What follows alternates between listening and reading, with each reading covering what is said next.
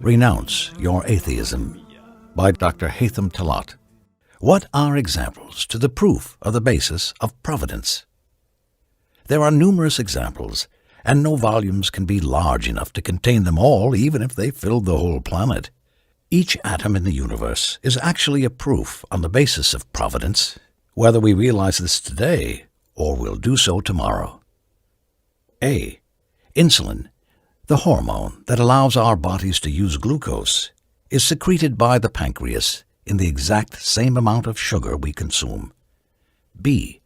The power of our hearts in pumping blood is exactly equal to the energy needed by the muscles when exerting any effort. C. The one-way valve of our stomach prevents the influx of digested food that would otherwise harm us. D. The sphincter muscles located at the gates of our orifices, without which our clothes would have been soiled the whole time. E. The skull bones that are left unfused at birth, so the baby can easily cover the journey through the birth canal without breaking its head. Had these bones been fused, the baby would have never been able to cover this journey, except if its skull got broken. These bones stay unfused till the brain is fully developed. F. All the axes of your nerves that convey the electrical signals are covered with a dielectric layer, as we do with electrical wires, so that the electric signals do not get lost or disturb us. G.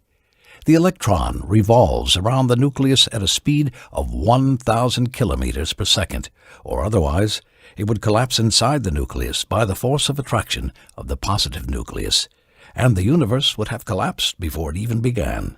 So, this is the ideal speed for forming the atom. H. When two atoms of hydrogen combine, 0.7% of the hydrogen mass turns into energy.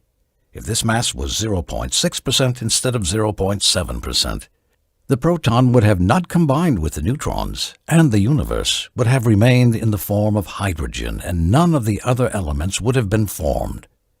If the mass converted to energy was 0.8% instead of 0.7%, the fusion would have been too fast, which would have led to the disappearance of hydrogen immediately from the universe, making life impossible.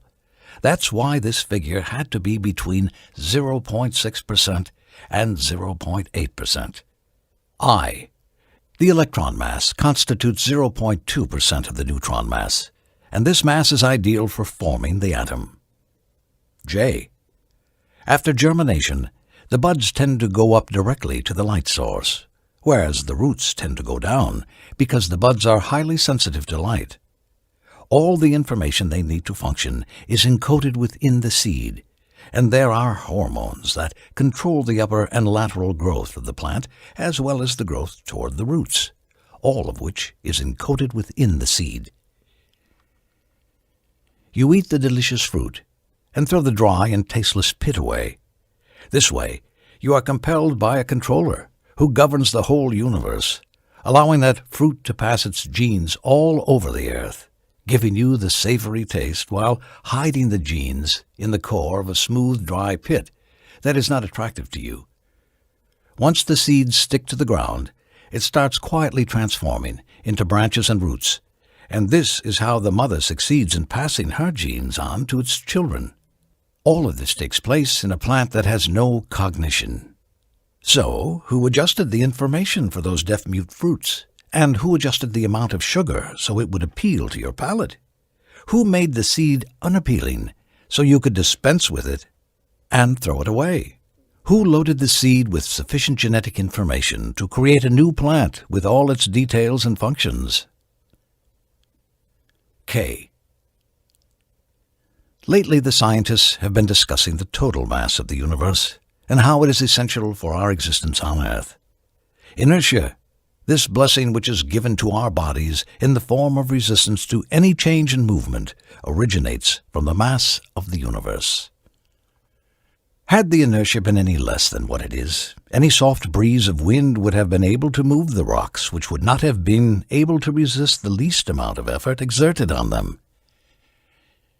In a universe like ours, we would have been bombarded by all sorts of flying bodies. If the inertia was more than what it is, we would have found a great difficulty in moving our fingers, if we even managed to move them, and controlling them would have been an improbability. This means we would have been unable to move or do any tangible effort of any kind. The first man created would have not left his spot. That's why it is particularly interesting that the inertia of any matter had to be identically what it is right now. The thing that baffled the physicists here, as we see in the book, Unity of the Universe by Dennis William Sciama, is that of this inertia, the whole of the Milky Way galaxy only contributes 1/10,000,000th, the Sun contributes 100,000,000th, and the Earth itself contributes 1,000,000,000th. This leads us to realize that this ideal inertia we live on, and which allows us to partake on all our activities, is the overall value of the whole universe. Consequently, we can particularly say that our existence depends precisely on the mass of the whole universe and its very existence. Allah says what means, "We did not create heaven and earth, and all that is between them in vain." That is the opinion of those who deny the truth. Woe betide those who deny the truth, when they are cast into the fire. Translation of the meaning of the Quran, chapter 38, verse 27. The more we ponder and look, the more we realize the marvels, the wisdom, and the intricacies of this creation.